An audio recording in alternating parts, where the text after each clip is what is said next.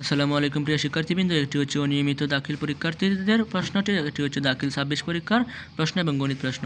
এর মধ্যে 3টি প্রশ্ন থাকবে। 3টি প্রশ্ন থেকে দুটি প্রশ্ন উত্তর দিতে হবে বীজগণিত অংশ থেকে। প্রশ্নটা তোমরা দেখে নাও। এক নম্বর প্রশ্নটি হচ্ছে বীজগণিত থেকে আসছে। 2 নম্বর প্রশ্নটি সরল করা সূচক থেকে আসছে। 3 নম্বরটি আসছে সূচক থেকে, নাকি এটা আসছে বীজগণিত থেকে, সূচক এবং লগারিদম থেকে। এটি আসছে সূচক থেকে। দেখে নাও। জ্যামিতি অংশে এসে পড়ছে। আমরা প্রথমে দেখতে পাচ্ছি সম্পাদ্য অংশ এবং পরে দেখতে পাচ্ছি উপপাদ্য। দেখে নাও আবার সুন্দর করে মিলিয়ে নাও। উপপাদ্য, এটা হচ্ছে উপপাদ্য ত্রিভুজের। আমরা পরের পৃষ্ঠে যাচ্ছি। পরের পৃষ্ঠাটি আমরা দেখব। আমরা দেখতে পাচ্ছি যে ত্রিকোণমিতি এবং পরিমিতি প্রথমে আসছে ত্রিকোণমিতি থেকে, এবং পরে আসছে দূরত্ব উচ্চতা থেকে, এবং পরে আসছে পরিমিতি থেকে। দেখে নাও আবার নতুন করে। এবং সর্বশেষ 10 নম্বর হচ্ছে পরিসংখ্যান থেকে আসছে।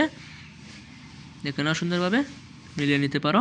যাদের দরকার তারা হচ্ছে পরবর্তীতে পরীক্ষা দিবে, কিংবা যারা খুঁজতেছে প্রশ্ন তাদের জন্য ভিডিওটি। এবং সর্বশেষে আমরা দেখতে পাচ্ছি যে এখানে টেবিল আকারে দেওয়া আছে পরিসংখ্যানের। এটি হচ্ছে শেষ। আসসালামু আলাইকুম।